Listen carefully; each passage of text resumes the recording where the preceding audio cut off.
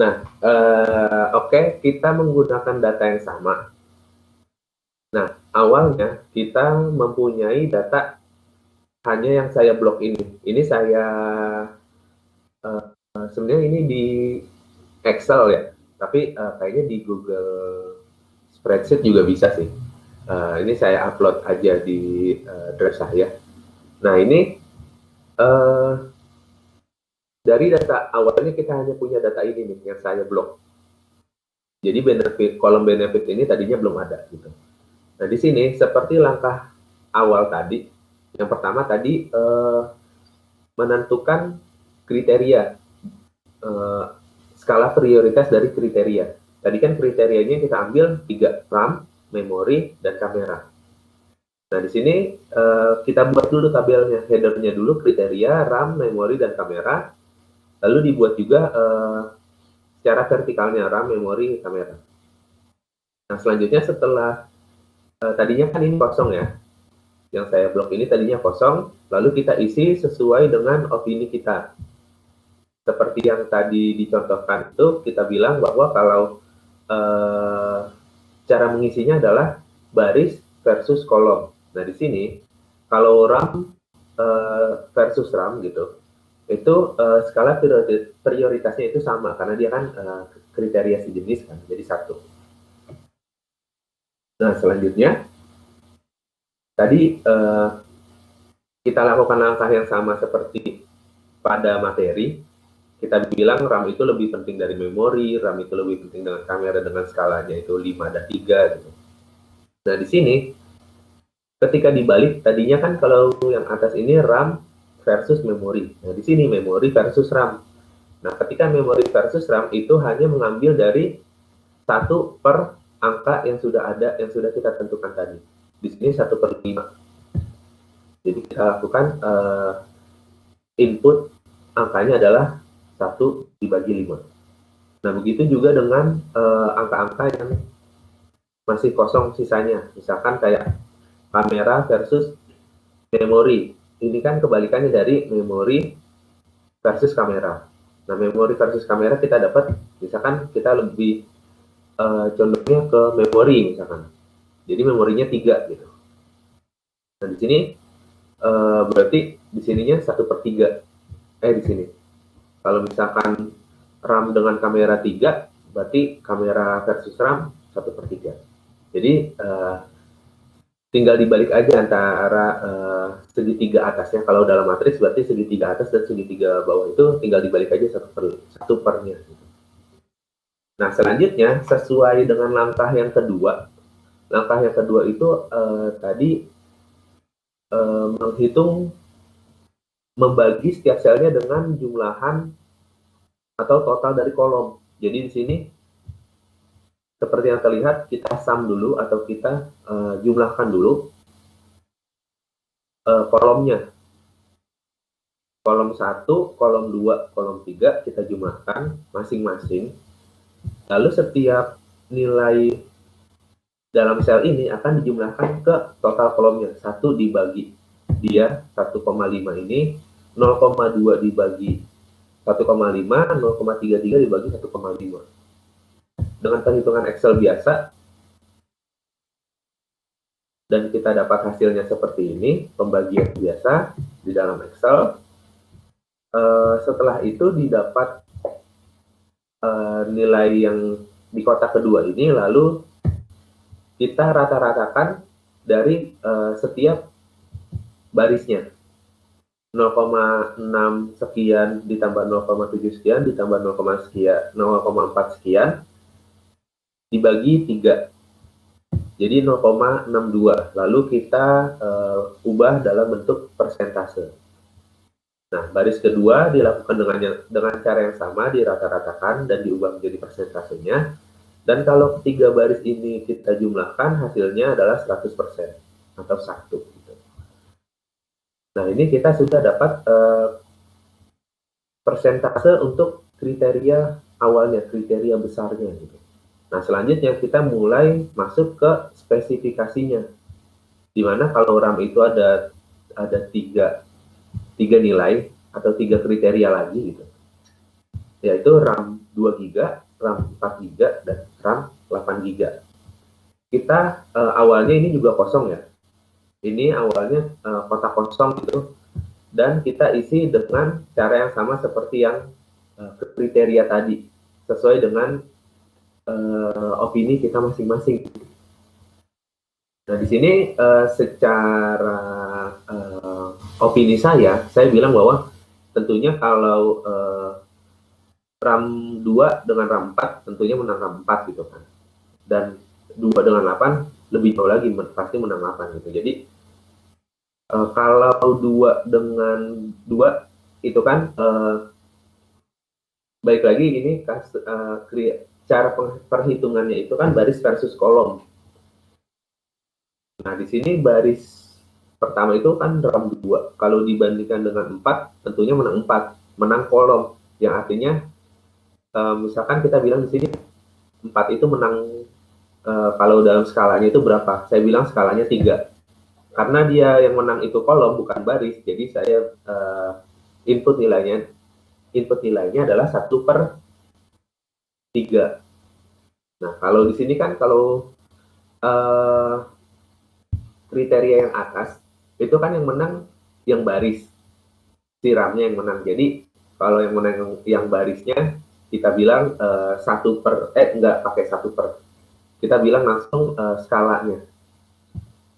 Kalau ternyata yang menang yang kolom, itu kan kita bilang 1/nya. Kayak ini memori dengan RAM, tadi menang RAM, menang 5, makanya di sini 1/. Nah, kalau di sini karena yang menang yang kolom, jadi ini berubah nilainya menjadi 1/, skalanya semua nih. Dan kalau kita lihat RAM 4 dan RAM 2, kan menang RAM 4. Nah, ini kebalikan, bisa dilihat ini adalah kebalikannya dari yang ini, 1/nya. Nah, seperti itu. Jadi balik lagi, tetap untuk diagonal utamanya ini pasti 1, dan angka-angka yang ada di atas diagonal utama dan di bawah diagonal utama ini pasti berkebalikan. Lalu kita hitung sum-nya juga atau jumlah kolomnya juga. Lalu kita konversikan, kita bagi semua sel yang ada di kotak dengan jumlah dari kolomnya. Lalu kita persentasekan. Ini caranya sama juga. Lalu yang memori juga kita lakukan hal yang sama dengan RAM. Yang kamera, kriteria kamera juga kita lakukan cara yang sama. Nah, ini semua ini kalau dijumlahkan harus tepat 100%. Mungkin ini agak-agak salah, kalau kita hitung manual ini agak salah karena dia pembulatan. Nah, setelah itu, setelah kita punya masing-masing persentasenya, sekarang kita buat bobot akhir atau benefitnya yang saya blok ini. Nah, di sini cara membuatnya, kita konversikan setiap nilai di sini, lalu dirata-ratakan gitu kan. Nah, di sini saya langsung gunakan tools dari Excel untuk rata-rata, yaitu menggunakan fungsi average. Nah, average di sini kita lihat langsung ke kolomnya aja, ke koordinat selnya. Misalkan saya bilang di sini ada pilihan pertama RAM-nya 2. RAM 2 itu di sel nomor berapa? RAM 2 sel nomor ini 18 di kolom H, baris 18 kolom H. Nah, jadi di sini average yang pertama itu H18. Lalu lihat memori 32. Memori 32 itu di sel H24. Nah, ini sel H24. Lalu kamera dengan 8 megapiksel itu di sel H30 di sini. Jadi langsung kita gunakan fungsi average H18, H24, H30. Hasilnya langsung dapat benefitnya sekian. Lalu mungkin dengan cara yang sama untuk pilihan-pilihan ponsel lainnya. Mungkin kalau di Excel bisa langsung di copy kan ya ke bawah, atau ditarik dari ujungnya ini ke bawah. Nah, selanjutnya apa yang kita lakukan? Kita analisa dengan visualisasi scatter plotnya. Di sini yang kita visualisasikan adalah harga dengan benefit. Kita dapat hasil visualisasinya seperti ini. Ke atasnya itu benefit, ke sampingnya itu harga. Nah, mungkin di sini harganya itu tidak saya sort ya. Lupa saya sort, mungkin bagusnya ini diurutkan dulu dari yang harga terkecil sampai terbesar. Tapi nggak apa-apa lah. Kita coba dengan yang sederhana dulu, nanti bisa teman-teman edit sendiri gitu kan. Nah, di sini kita lihat misalkan kalau kita punya budget terbatas gitu, misalkan budget 6 juta, kita bisa memilih benefit yang tertinggi itu apa. Dengan budget 6 juta kan hanya 3 pilihan ini. Nah, selanjutnya kita lihat dari segi benefitnya. Benefitnya 20%. Nah, daripada kita memilih yang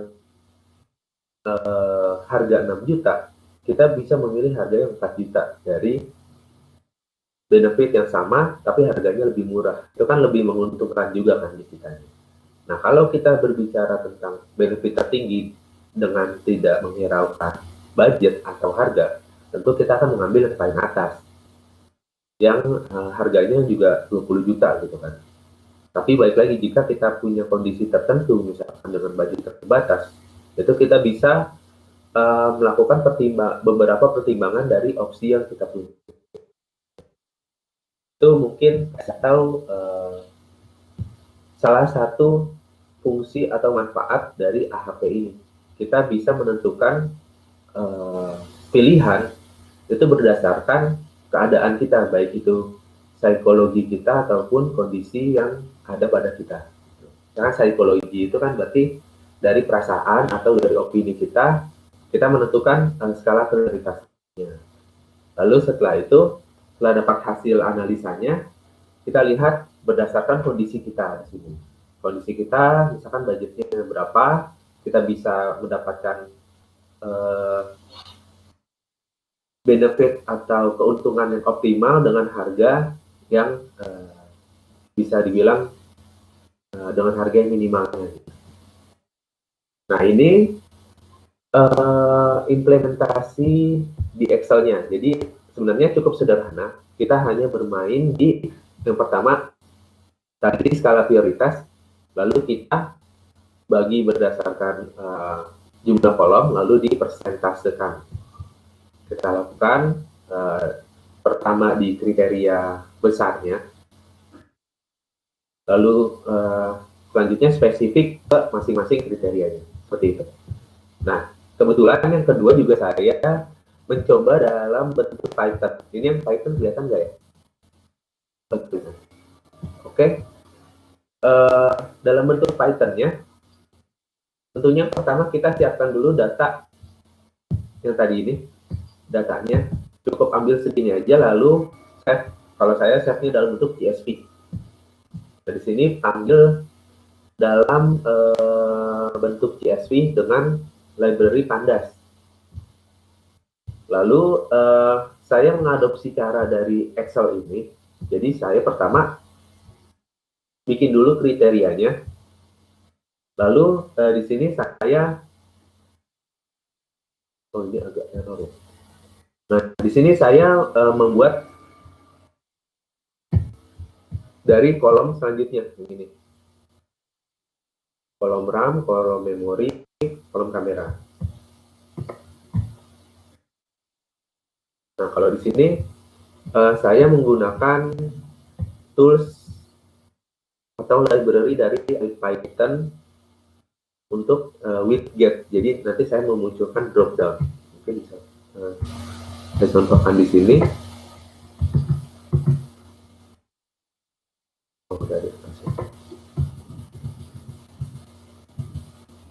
Nah, di sini saya gunakan drop down untuk memudahkan dalam opsi-opsinya.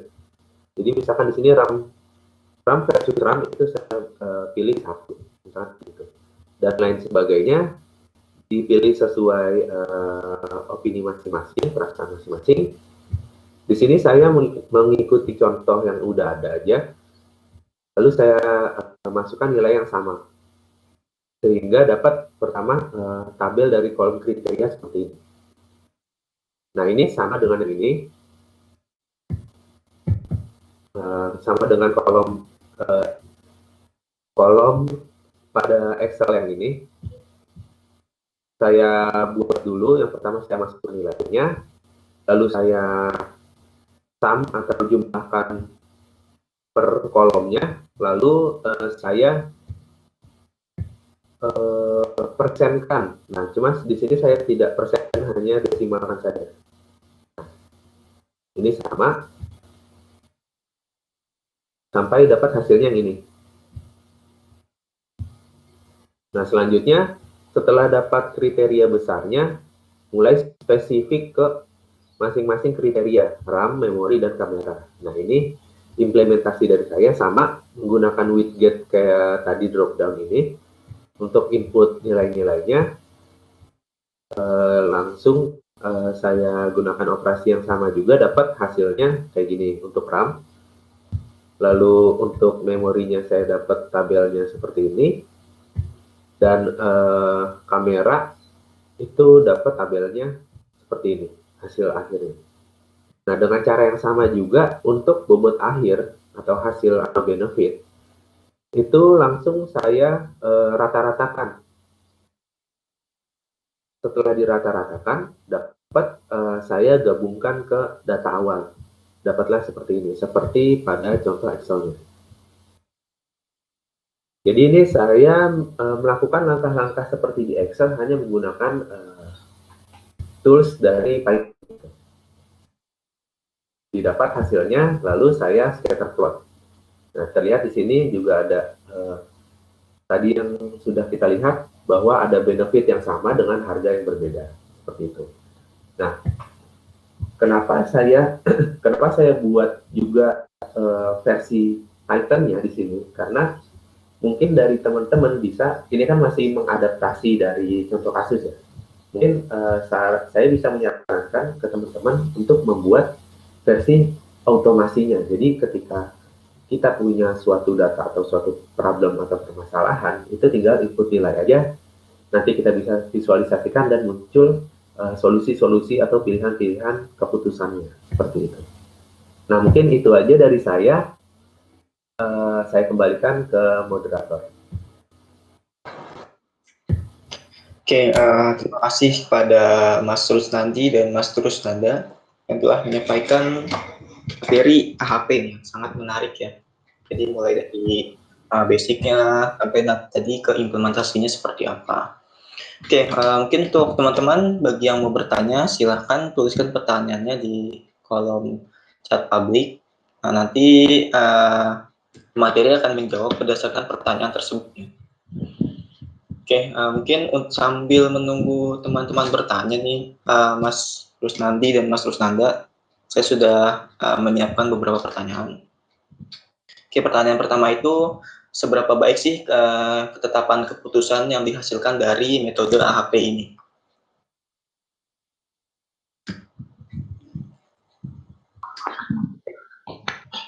Oke, ini sambil diskusi aja mungkin ya kita ya. Kalau misalkan dari saya sih mungkin seberapa baik, tentunya pengukuran di setiap orang sih berbeda. Karena tadi balik lagi ke sisi psikologisnya juga ada di sini kan. Jadi kalau seberapa baik mungkin di setiap data itu, karena datanya juga berbeda ya, mungkin bisa berbeda-beda, itu hasilnya juga berbeda pasti.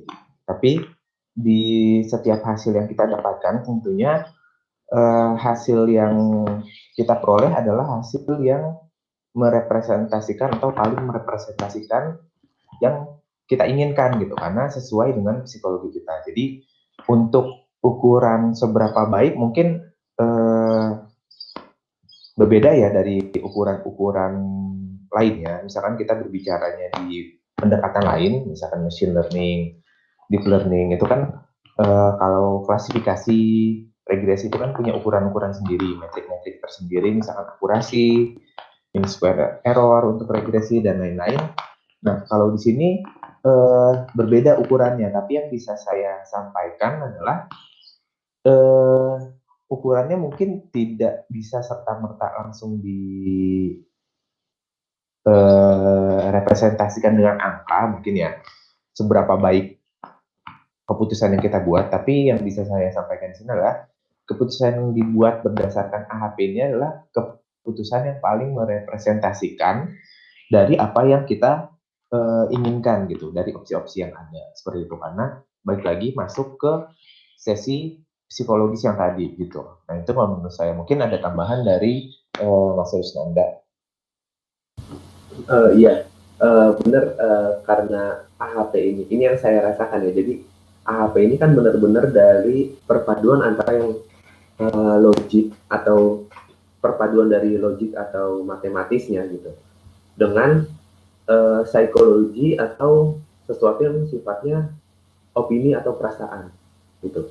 Nah jadi skala kepuasan di sini atau skala seberapa baiknya metode ini itu ditentukan oleh kepuasan dari masing-masing orangnya sendiri, yang mana pastinya kalau kita sudah menentukan mana prioritas dari tiap kriteria itu yang mana yang paling baik, nantinya AHP ini akan menyesuaikan dengan apa yang sudah kita tentukan prioritasnya, dan akhirnya dengan prioritas yang optimal itu tentunya sesuai dengan harapan atau sesuai dengan kepuasan kita sendiri. Jadi menurut saya kalau bicara tentang seberapa baik metodenya itu dari kepuasannya sih, kepuasan yang mungkin menurut saya memang cukup puas dari keputusan yang ada setelah dihitung ini, seperti itu. Oke, mungkin bisa saya luruskan pertanyaannya. Maksudnya mungkin metode ini tuh seberapa baik dari perspektif orang yang menggunakan metode ini, yaitu dari sudut pandang orang tersebut kan. Jadi kan misalnya tadi pada materinya kan kita telah membahas studi kasus mengenai antara spesifikasi suatu handphone dengan harganya. Nah, kan misalnya HP ini diimplementasikan lagi atau digunakan di bidang yang lebih luas nih, misalnya dalam suatu perusahaan. Nah, berarti kan perspektif dari perusahaan itu tuh menganggap metode AHP ini seberapa baik gitu, Pak, mungkin.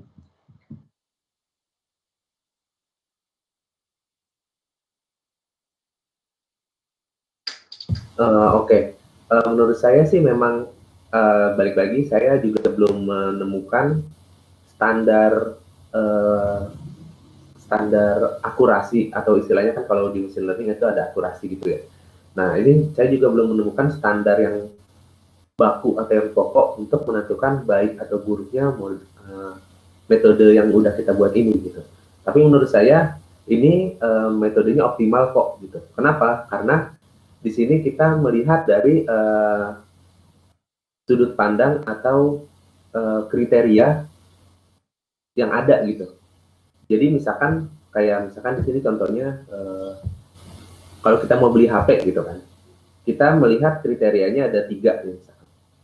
Ada 3 ini itu sudah merupakan kriteria yang cukup menurut kita kita sudah optimal dari 3 kriteria ini. Nah ini nantinya akan membawa hasil yang optimal juga dalam metode AHP ini. Nah kalau kita mau lebih bagus lagi, berarti kita tambah kriterianya lagi, misalkan apa, warna atau ukuran layar, misalkan nyari yang HP yang tidak terlalu gede yang bisa muat di kantong gitu kan, atau lain sebagainya. Itu bisa menambah spesifik lagi keputusan yang akan kita buat. Bisa juga mungkin diterapkan misalkan di perusahaan gitu, ingin menentukan misalkan decision untuk misalkan ada vendor gitu. Nah, vendor ini kita lihat kriterianya, dia keunggulannya apa dari masing-masing vendor. Nah, itu bisa kita menentukan mana vendor terbaik, misalkan gitu. Nah, itu bisa juga dengan melihat kriteria-kriteria yang ada pada vendor tersebut, ya kan. Nah, ini menurut saya pastinya terlihat dari yang tadi ya, yang terakhir itu ada benefit. Benefit itu berarti kan keuntungannya ya. Nah, itu juga nanti bisa dilihat keuntungan yang terbaik gitu kan, atau persentase yang paling besar dari vendor yang kita punya apa, lalu kita mungkin bisa bandingkan dengan harganya. Misalkan dia menaruh budgetnya berapa vendor itu, nah itu bisa balik lagi kita lihat dengan budget segitu puas kita atau tidak. Nah, atau mungkin nantinya ada terjadi kasus yang sama, misalkan vendornya itu dengan harga yang sama tapi benefit atau kualitasnya berbeda gitu. Terbalik maksudnya, dengan benefit yang sama harganya berbeda gitu. Nah, bisa kita ambil harganya lebih murah dengan benefit yang sama gitu. Itu menurut saya sih. Mungkin ada tambahan dari terus nanti.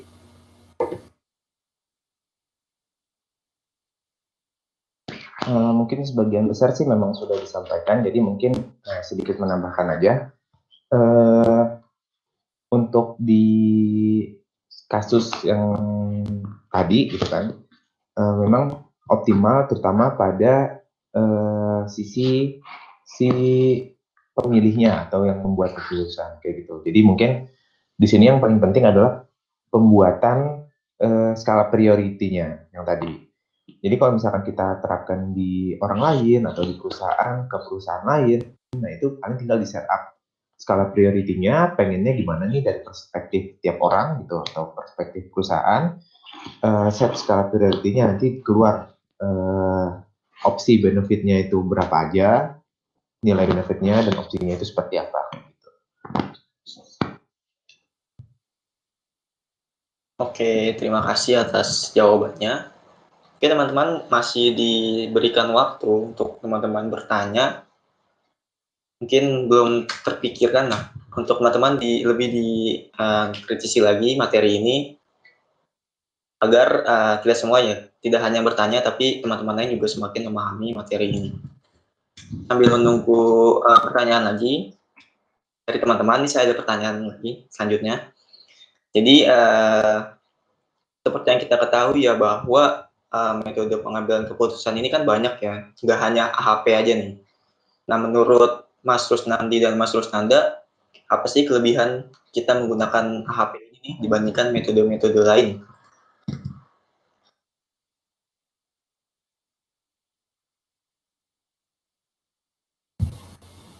Nah, oke. Kalau menurut saya AHP ini sifatnya lebih gimana ya?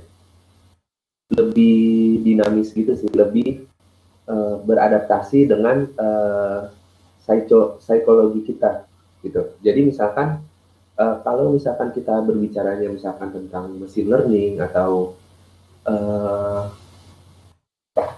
metode-metode lain yang sifatnya lebih matematis atau lebih ke perhitungan, itu kan kita hanya melihat bahwa ini berdasarkan perhitungan hasilnya ini loh gitu.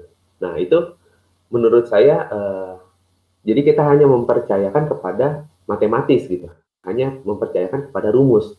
Nah, kalau kita di AHP ini kita menurut saya lebih dinamis karena dia tidak hanya secara matematisnya aja, tapi dia juga mempertimbangkan dari sisi priority atau psikologi yang kita buat dari opininya gitu. Misalkan kayak tadi sudah kita contohkan, kita nggak cuma asal hitung-hitung dengan metode aja, tapi kita juga melihat prioritas dari kita sendiri gitu. Jadi kalau menurut saya keunggulan dari metode-metode lain adalah dia lebih menyesuaikan dengan psikologi atau opini kita. Jadi lebih setuju gitu. Kalau misalkan, oh iya saya setuju nih dengan hasil yang saya dapat, misalkan saya setuju nih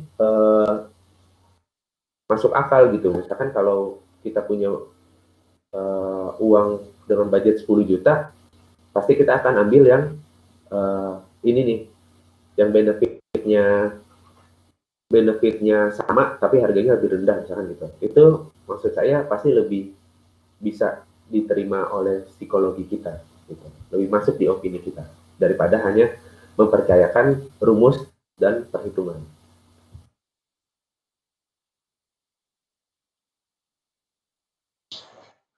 Oke, mungkin bisa disimpulkan ya bahwa AHP ini tuh lebih hasil yang didapatkan itu lebih ke arah subjektif kita ya.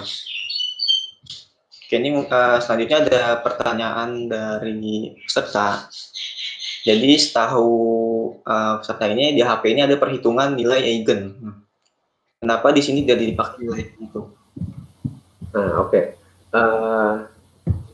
Di sini saya lupa ya tadi di awal disclaimer dulu bahwa AHP ini punya banyak cara gitu. Nah, ini saya menampilkan cara yang menurut saya mudah dipelajari dan mudah disampaikan ke teman-teman gitu dari sayanya, karena kalau yang lain itu saya menyampaikannya ribet atau takut masih belum kena juga logiknya. Nah, di sini saya menyampaikan yang logiknya saya sampai gitu. Nah, di sini kalau dilihat dari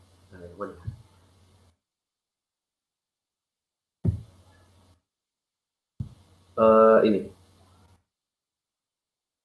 Nah, di sini sebenarnya dari hasil ini, hasil perhitungan ini yang muncul adalah nilai agent dan vector agentnya. Hanya saja ini berupa tabel memang. Nah, itu. Kalau saya baca di beberapa referensi, itu yang ada di sini termasuk kalau vector agent yang kita representasikan dalam kolom tabel gitu kan. Nah, itu vector agent dengan nilai-nilai agentnya gitu kan. Nah, selanjutnya kalau yang saya juga pernah baca, dia ada yang melakukan operasi perkalian matriks dengan vektor. Nah, itu ada lagi. Dan dia mengklaim bahwa perkalian itu nantinya akan menjadi nilai agentnya atau menjadi vektor agentnya itu. Nah, saya agak lupa di sana. Nah, itu ada juga cara yang seperti itu gitu. Bahkan ada juga cara lainnya di AHP yang dia menentukan berdasarkan apa ya namanya, kriteria. Jadi dia punya tabel, ada lambda-nya gitu. Jadi kalau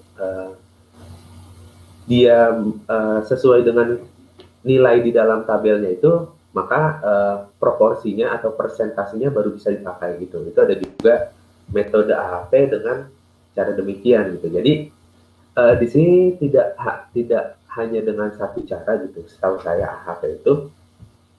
Tapi balik lagi, kayaknya ya, setahu saya nilai agentnya itu dari hasil perhitungannya ini. Gitu. Mungkin itu dari saya, mungkin ada tambahan dari Mas Rusnandi. Ya, jadi ingin menambahkan sedikit aja. Tadi sudah disampaikan juga oleh Mas Rusnanda tentang AHP ini. Jadi di dalam teknis perhitungan di dalamnya pun AHP memiliki berbagai metode ya terkait dengan pertanyaan nilai eigen ini. Nah, untuk di setiap metodenya ini mungkin perlu diperhatikan definisi-definisinya. Seperti misalnya seperti apa teknis perhitungannya, kemudian definisi nilai eigen di situ tuh apa gitu. Nah, kalau di tadi udah sempat disebut sih, mungkin bisa di back.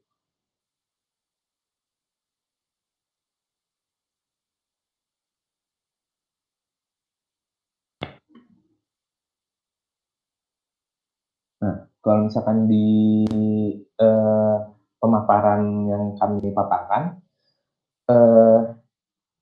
untuk nilai eigennya yang di sebelah kanan ini,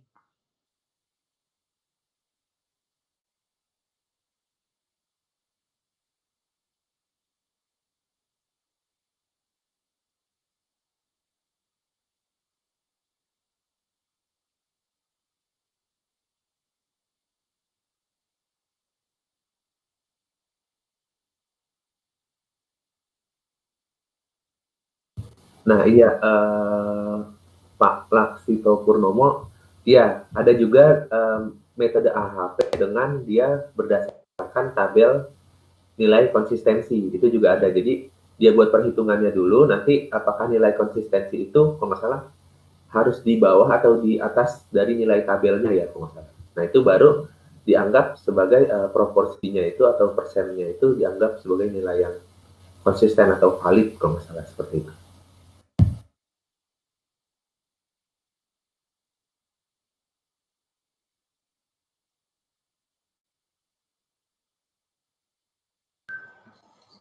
Oke,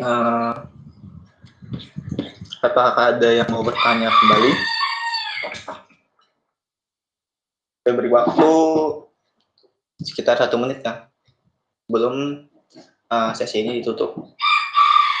Sambil menunggu pertanyaan, saya ingin menginformasikan kepada teman-teman bahwa bisa ini mengadakan berbagai macam event webinar ya.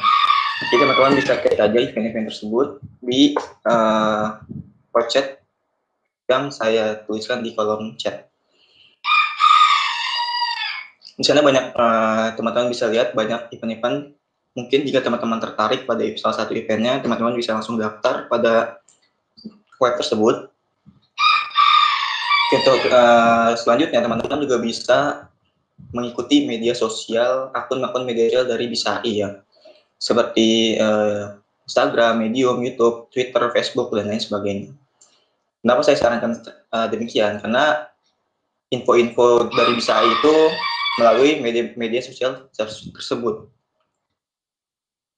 Seperti contoh kemarin, BISAI telah melakukan soft launching ya produk BISAI Academy, di mana pada aplikasi tersebut teman-teman bisa belajar berbagai macam materi atau bidang yang teman-teman mungkin tertarik pada bidang tersebut. Di antaranya ada programming, ada AI juga, ada IoT, dan lain sebagainya. Mungkin ke depannya BISAI Academy ini akan memperluas cakupan materi yang yang nantinya akan teman-teman pelajari ya, misalnya dalam bidang fisika, dalam bidang kimia, dan lain sebagainya. Jadi untuk teman-teman yang belum mengikuti media sosial BISAI, segera ikuti media sosial BISAI agar tidak ketinggalan informasi-informasi lebih lanjut. Oke, sepertinya tidak ada yang bertanya lagi. Mungkin kita akhiri saja sesi tanya jawab ini. Dan saya akan mereview kembali nih materi yang telah disampaikan oleh Mas Rusnandi dan Mas Rusnanda. Jadi di awal itu disebutkan ya bahwa AHP ini terdapat beberapa pengertian ya, dari berbagai sumber. Di antaranya AHP merupakan teknik terstruktur untuk mengatur dan menganalisis keputusan yang kompleks berdasarkan matematika dan psikologi. Lalu selanjutnya ada dalam bentuk umumnya, AHP ini adalah kerangka kerja non-linier untuk melakukan pemikiran deduktif dan induktif tanpa menggunakan silogisme. Lalu pengertian AHP menurut Mas Rusnandi dan Mas Rusnanda sendiri itu adalah suatu keputusan, pengambilan keputusan yang terstruktur dari permasalahan kompleks ya, yang didasari pada pandangan atau pemikiran fisik dan sosial. Untuk AHP sendiri itu ada tingkat nilai intensitas kepentingannya itu antara 1 sampai 9, di mana 1 ini merupakan equal importance, 3 ini merupakan weak moderate importance, 5 merupakan moderate plus strong importance, 7 merupakan strong plus very strong or demonstrate importance, dan 9 ini merupakan very very strong extreme importance. Jadi di mana angka-angka genap di sini tuh merupakan nilai abu-abunya dari nilai intensitas kepentingan yang tadi telah saya sebutkan. Oke, masing-masing nilai intensitas ini sangat mungkin untuk berbeda pada tiap-tiap individu ya, karena mengingat terdapat faktor psikologi pada metode AHP ini. Untuk langkah-langkahnya sendiri, metode AHP ini terbagi jadi beberapa langkah nih. Pertama, siapkan datanya terlebih dahulu, lalu tentukan prioritas dari masing-masing data, hitung nilai perbandingan dari masing-masing data, untuk selanjutnya jumlahkan tiap data pada masing-masing kolom. Selanjutnya, bagi nilai-nilai pada tiap sel dengan jumlah nilai yang sebelumnya telah kita hitung, kemudian hitung presentasinya, lalu ulangi langkah-langkah tersebut pada setiap data dan konversi nilai intensitas data awal dengan bobot yang telah kita hitung. Oke, sekian review yang saya sampaikan. Mungkin sebelum saya tutup secara resmi, apakah ada closing statement dari Mas Rusnandi dan Mas Rusnanda?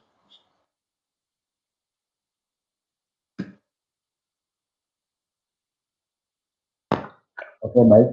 Mungkin dari saya mewakili kami, pemateri pada hari ini, akan menyampaikan closing statement-nya. Jadi, umum materi yang kita sampaikan pada hari ini adalah AHP, di mana AHP ini merupakan salah satu teknik untuk pengambilan keputusan yang didasari pada perhitungan matematis dan juga psikologi, di mana mungkin sama seperti metode-metode lain yang berorientasi pada pengambilan keputusan, AHP juga memiliki kekurangan dan kelebihannya tersendiri, di mana cara kerja dan juga kekurangan dan kelebihan pada AHP ini juga sudah dijelaskan pada materi yang disampaikan. Kemudian satu hal lagi yang ingin saya sarankan kepada teman-teman adalah di sini AHP ini merupakan hanya salah satu metode untuk pengambilan keputusan, bukan menjadi satu-satunya metode untuk pengambilan keputusan. Jadi masih banyak metode lainnya, bahkan di AHP sendiri itu pun banyak pendekatan-pendekatan lainnya yang berbeda di dalam teknis perhitungannya, seperti yang tadi kita diskusikan. Dan juga di luar AHP itu pun masih banyak teknik-teknik atau metode yang bisa kita gunakan untuk mengambil keputusan. Nah, jadi teman-teman tidak perlu hanya berpatokan pada AHP, mungkin khususnya AHP yang kita jelaskan di sini. Masih banyak metode-metode lain yang bisa kita gunakan, yang mungkin saja lebih sesuai pada case study yang teman-teman kerjakan, ataupun mungkin AHP dengan metode yang berbeda. Nah, jadi masih banyak hal yang bisa digali dan masih banyak hal juga yang bisa dikembangkan dari kasus-kasus yang kita punya. Mungkin itu saja yang dapat kami sampaikan. Kami dari pemateri kurang lebihnya mohon maaf apabila ada kekurangan dan kesalahan. Terima kasih. Saya kembalikan ke moderator. Oke, terima kasih kepada Mas Rusnandi atas closing statement-nya. Nah, mungkin sekian ya event kita pada hari ini. Kita tadi membahas di berbagai macam materi mengenai AHP dengan harapan mungkin teman-teman lebih memahami lagi tentang AHP ini. Dan bagi teman-teman yang baru tahu tentang AHP, mungkin sedikit ada gambaran jadinya itu. Oke, mungkin sekian dulu event kita kali ini. Saya selaku moderator mewakili panitia penyelenggara mengucapkan banyak-banyak terima kasih kepada teman-teman yang mau berpartisipasi pada event ini, dan mohon maaf sebesar-besarnya apabila terdapat kekurangan pada event kali ini. Oke, saya akhiri. Selamat siang semuanya. Assalamualaikum warahmatullahi wabarakatuh.